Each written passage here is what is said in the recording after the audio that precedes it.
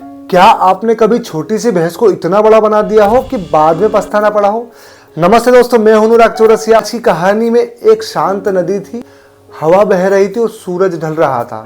मेंढक और चूहे आमने सामने खड़े थे, दोनों में बहस शुरू हुई। चूहा कहता है कि मैं जमीन का बादशाह हूं, मैं बिल खो सकता हूं, तेज भाग सकता हूं। दोस्तों, मेंढक ने कहा कि मैं तो पानी में भी तैर सकता हूं और जमीन पर भी कूद सकता हूं, असली बादशाह मैं हूं। दोनों की बहस तकरार में बदली और तकरार कुश्ती में।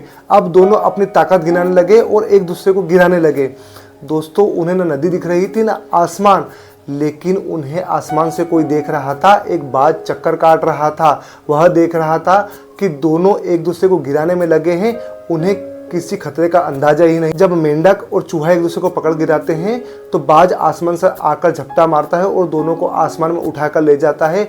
न जान बचती है न इज्जत, और अहम की लड़ाई में दोनों मरते हैं और तीसरा अवसर का फायदा उठाता है। क्या हम भी यह नहीं कर रहे होते? छोटी छोटी बातों पर बहस, कौन सही कौन गलत।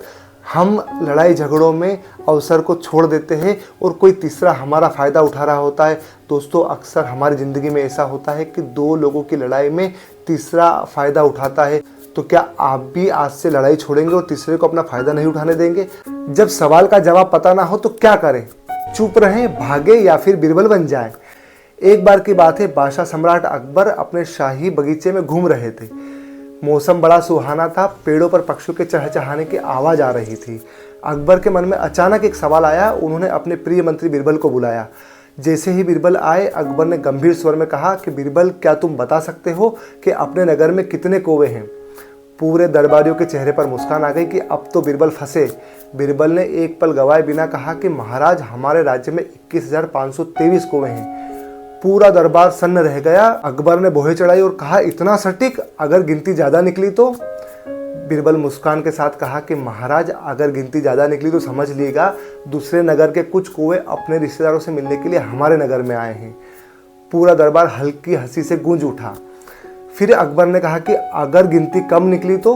बिरबल ने कहा कि महाराज, अगर गिनती कम निकली तो समझ लीजिएगा कि अपने नगर के कौवे अपने रिश्तेदारों से मिलने के लिए दूसरे नगर गए हैं। पूरा दरबार सन्न रह गया, लेकिन कुछ देर बाद अकबर जोर से हंस पड़े।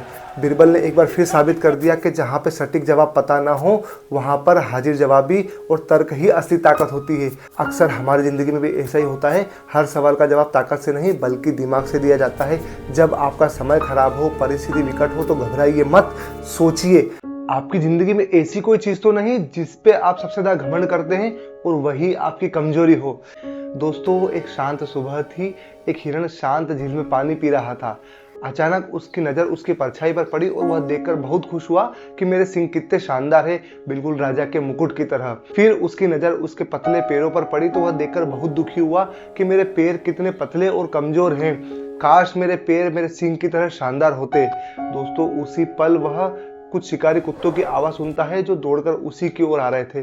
फिर वह भागना चालू करता है तो उसके वही कमजोर और पतले पैर उसे हवा से भी तेज दौड़ाकर शिकारी कुत्तों से दूर लेकर जाते हैं। फिर वह दौड़ते दौड़ते एक घने जंगल में पहुंचता है। वहां पर अचानक दौड़ते हुए उसके सींग कुछ झाड़ियों में उलझ जाते हैं। वह निकलने की बहुत कोशिश करता है। जितना निकलने की कोशिश करता है वह उतना उसमें उलझता जाता है। शिकारी कुत्ते उसके पास दौड़ते हुए आ रहे थे। फिर वह मरने से पहले यह सोच रहा था कि जिन पैरों को देखकर मैं दुखी होता था, उन्हीं पतले और कमजोर पैरों ने मेरी जान बचाई, और जिन सींगों पर मुझे घमंड था वही मेरी मौत का कारण बन रहे हैं। हर चमकती चीज सोना नहीं होती। दिखावे से ज्यादा उपयोगिता की कदर करना सीखिए, और असली सुंदरता वही जो आपके बुरे वक्त में काम में आए। हर बार जवाब देना जरूरी नहीं, कभी कभी ऊंचा उठना ही काफी होता है। कमजोर लोग लड़ते हैं, समझदार लोग लेवल अप करते हैं। एक बार की बात है, एक ऊंचे नीले आसमान में एक शक्तिशाली बाज उड़ रहा था। उसकी उड़ान शानदार थी, पंख मजबूत और चाल आत्मविश्वास से भरी हुई थी। दोस्तों, यह सब देखकर सारे पक्षी उससे ईर्ष्या करते थे। एक बार एक कौवा आया, उसे बाज की ऊंची उड़ान और सम्मान से जलन हुई। वह बाज की पीठ पर बैठा और उसने अपनी चोंच से बाज की गर्दन पर वार करना चालू किया। बाकी सभी पक्षियों को लगा अब बाज जोरदार हमला करेगा, लेकिन बाज शांति से उड़ता रहा। उसने अपनी ऊर्जा उस छोटे से कौवे से लड़ने में बर्बाद नहीं की, बस उसने एक काम किया, अपनी उड़ान ऊंची कर ली। धीरे धीरे वह बादलों के पार चला गया। हवा पतली होती गई, ऑक्सीजन की कमी हो गई। बेचारे कौवे को इतनी ऊंचाई की आदत नहीं थी। धीरे धीरे उसकी सांस फूलने लगी और वह खुद ब खुद नीचे गिर गया। बाज ने न बदला लिया न लड़ाई की, सिर्फ अपनी उड़ान ऊंची की। अक्सर हमारी जिंदगी में भी ऐसा ही होता है दोस्तों। लोग आपके पीठ के पीछे वार करते हैं, आप उनसे लड़ने में अपना समय बर्बाद मत कीजिए। बस अपनी काबिलियत को इतना बढ़ा लीजिए कि वे लोग खुद ब खुद पीछे छूट जाएं। क्या आप आज भी हर आलोचना का जवाब देते हैं या फिर अपनी उड़ान को ऊंचा कर रहे हैं? क्या आपने कभी किसी बड़े की सलाह को पुरानी सोच समझकर नजरअंदाज किया है? तो ये कहानी आपको दोबारा सोचने पर मजबूर कर दे। आज की कहानी में एक विशाल बरगद का पेड़ था, उस पर हंसों का झुंड रहता था।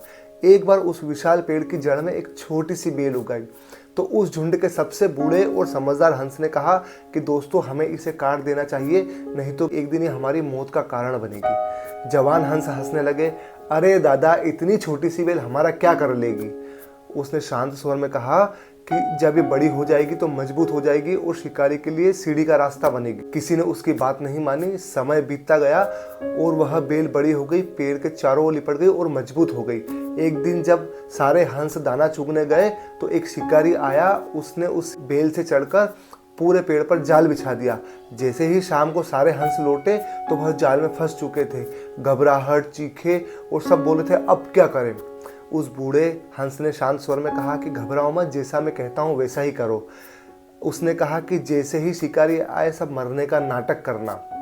दूसरे दिन सुबह शिकारी आया और सारे हंसों ने मरने का नाटक किया। शिकारी देखकर चौंक गया कि सारे हंस मर गए हैं। फिर उसने सारे हंसों को नीचे फेंकना चालू किया। एक एक करके नीचे फेंकता गया और जैसे ही आखिरी हंस को फेंका, उस बूढ़े हंस ने सीटी बजाई और सारे हंस फुर्र हो गए। शिकारी देखकर दंग रह गया कि सारे गायब। अक्सर हमारी जिंदगी में भी ऐसा ही होता है। हम बड़ों की सलाह को पुरानी सोच समझकर नजरअंदाज करते हैं, लेकिन वही कभी कभी भविष्य में हमें सबसे बड़ी मुसीबत से बचाता है। अनुभव की कदर किया करो। क्या आपने भी कभी किसी बड़े की सलाह को नजरअंदाज किया है?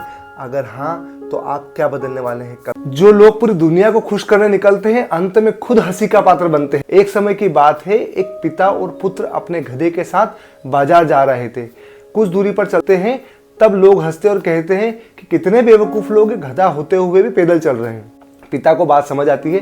पिता अपने पुत्र को गधे पर बिठा देते हैं और फिर चलते हैं। कुछ दूरी पर एक किसान मिलता है और कहता है कि कैसा जमाना आ गया है, बाप पैदल चल रहा है और बेटा आराम से बैठा है। फिर बेटे को शर्म आती है।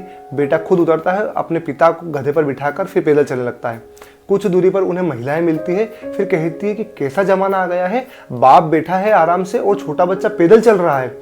फिर बाप को समझ में आती है। फिर बाप और बेटा दोनों गधे पर बैठ जाते हैं। फिर चलते हैं। कुछ दूरी पर कुछ लोग मिलते हैं और चिल्लाते हैं कि जालिमों, थोड़ा समझ जाओ, क्या बेचारे जानवर की जान लोगे?